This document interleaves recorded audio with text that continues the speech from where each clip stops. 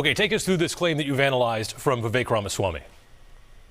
Sure. So what he said was that 95% of the chemicals, basically in basic over-the-counter drugs in the U.S., come from China. We found that this figure has been batted around a bit over the last couple of years, but it really hasn't stood up to scrutiny. There have been a couple studies in the past couple of years that are considered more, reliable, and they find that only about at most 20%, and really down to sort of the low single digits, 1 to 3 to 4% of the pharmaceutical ingredients that are imported into the U.S. are coming from China. And that doesn't even take into account that the U.S. actually manufactures quite a lot of its own chemicals that it needs for these sorts of drugs.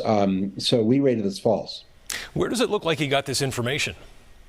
So it got a lot of widespread attention, particularly at the time of the pandemic, when there was a concern. People be needing medicines. Trade was kind of shut down. Could we get the medicines we needed from China or from other countries? It ran in a 2019 article in Politico that really wasn't very well sourced.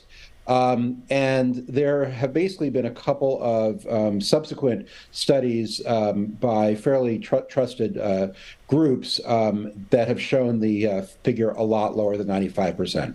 And you guys did a deep dive here. What are some of the other countries where the U.S. is getting its pharmaceuticals from beyond China? Yeah, sure. Well, certainly the U.S. Makes a fair amount of its own. In one study, about 54% came from the U.S.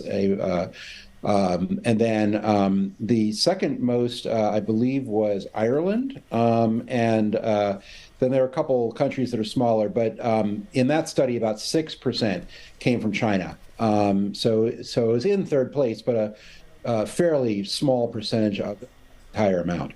All right. Thank you so much for that fact check. We appreciate it. Thank you.